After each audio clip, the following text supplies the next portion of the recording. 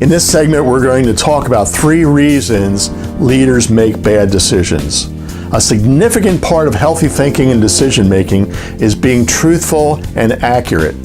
Going back to the source of truth, you see that our God is the God of truth. John 17:17 says that God's word is the ultimate source of truth.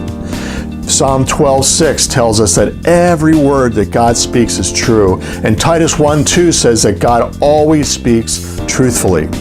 In response, Ephesians 4:25 tells us we are to put away falsehood and let everyone speak the truth with his neighbor.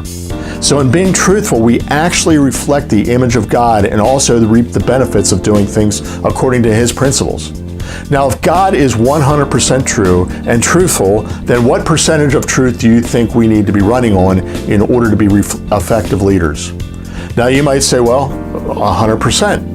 And that would be great, but we live in a broken world and we still embrace and act upon untruth, even as Christian leaders. So knowing that, we need to do all we can to lead with as much truth as is possible. Because God is 100% true, Christian leadership is more effective running on 92% truth than 79%. So we decrease leadership effectiveness with hearsay and untruth and increase it with truth. A key question is, why would anyone speak in falsehood or avoid truth? Now, there are very many reasons, but here are 3 reasons that leaders make bad decisions. One is that assumptions go untested. We all have personal ways we think and view the world. The problem comes when false or semi-true assumptions are allowed to pass for truth and aren't tested. Another reason is conflict. Here, dialogue becomes more about winning than being accurate.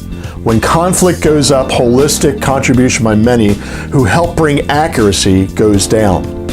One other reason I'll mention is that we may fail to listen outside the boardroom. Here it is simply easier to kind of shoot from the hip than to go through the time and effort required to get outside facts and perspectives. So if we're not careful, we can lose sight of the importance of seeking, listening to, believing, and acting upon truth.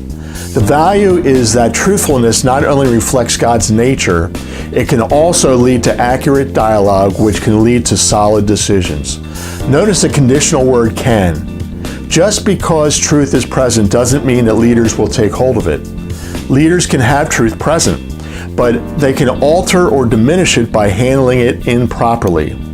They then deliberately or unknowingly replace truth with falsehood. Inaccuracy then leads to flawed dialogue, which leads naturally to wrong decisions.